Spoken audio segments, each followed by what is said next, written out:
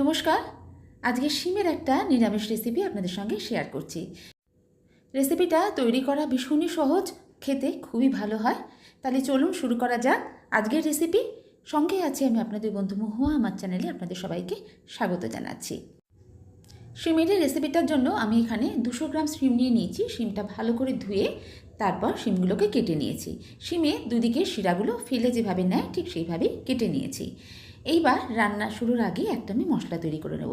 এখানে আমি 1 টেবিল চামচ করে পোস্ত, চারু মগজ আর সর্ষে নিয়েছি। এগুলোকে প্রথমে আমি শুকনো গুঁড়ো করে নেব। এরপর এর মধ্যে দিয়ে দিচ্ছি 2টো কাঁচা লঙ্কা, আর তারপর সামান্য একটু জল দিয়ে এর একটা স্মুথ পেস্ট তৈরি করে নেব।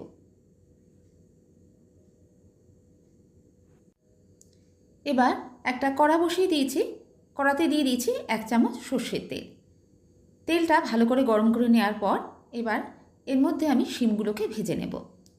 যদিও এটা ভাপা রান্না, তবুও শিমটাকে একটু ভেজে নিলে রান্নার টেস্টটাও ভালো হয় আর রান্নাটাও অনেক তাড়াতাড়ি হয়ে যায়। আমি শিমটাকে ভেজে নিচ্ছি। আপনারা চাইলে শিমটাকে হালকা করে একটু ভাপিয়ে নিতে পারেন, কিন্তু অবশ্যই ভাজলে টেস্টটা বেশি ভালো হবে। ভাজার সময় এর মধ্যে দিয়ে দিচ্ছি অল্প করে একটু নুন, হলুদ আর অল্প করে একটু দিলাম কাশ্মীরি লঙ্কার গুঁড়ো।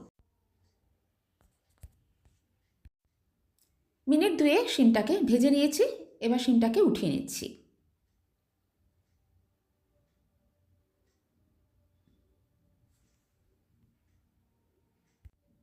ভাপা করার জন্য আমি এখানে একটা টিফিন বক্স নিয়ে নিয়েছি।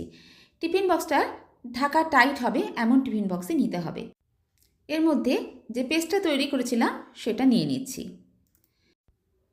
মিক্সারের জারটা ধুয়ে একটু জলও নিয়ে নিচ্ছি।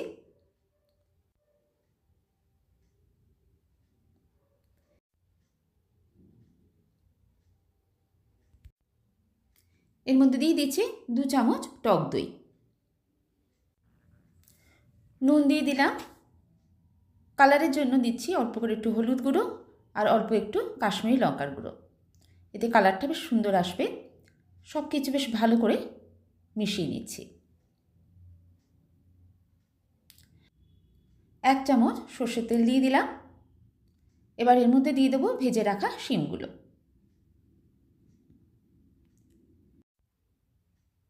ভালো করে একবার মিক্স করে নেব।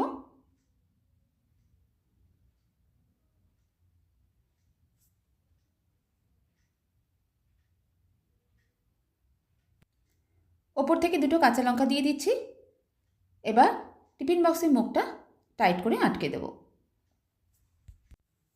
ভাপা করার জন্য আমি কড়াতে গরম জল বসিয়ে দিয়েছি। এর মধ্যে এবার টিফিন বক্সটাকে বসিয়ে দেব।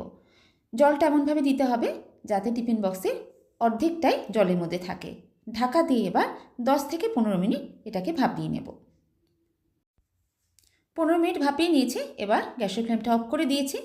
তবে এখন এটা অনেক গরম আছে, একটু ঠান্ডা হয়ে যাওয়ার পরে এটাকে আমি খুলে দেখাচ্ছি। টিফিন বক্সটা এখন অনেকটাই ঠান্ডা হয়ে গেছে। এবার আমি খুলে আপনাদের দেখাচ্ছি ভাপাটা কেমন দেখতে হয়েছে। শিমে নিরামিষ ভাপা একদম রেডি। দেখতে এটা যেমন সুন্দর হয়েছে, খেতে তার থেকেও বেশি ভালো হয়েছে। আর শিমটাও একদম সুন্দরভাবে সিদ্ধ হয়ে গেছে। ভাপা শিমের রেসিপিটা এরকম একটু মাখা মাখা গ্রেভি থাকবে, তাহলে ভাত দিয়ে মাখিয়ে খেতে বেশ ভালো লাগবে। শিমের এই রেসিপিটা আপনাদের কেমন লাগলো অবশ্যই জানাবেন। গরম গরম ভাতের সঙ্গে এইরকম ভাপা শিমের রেসিপি সার্ভ করে দেখুন, খেতে অসাধারণ লাগবে।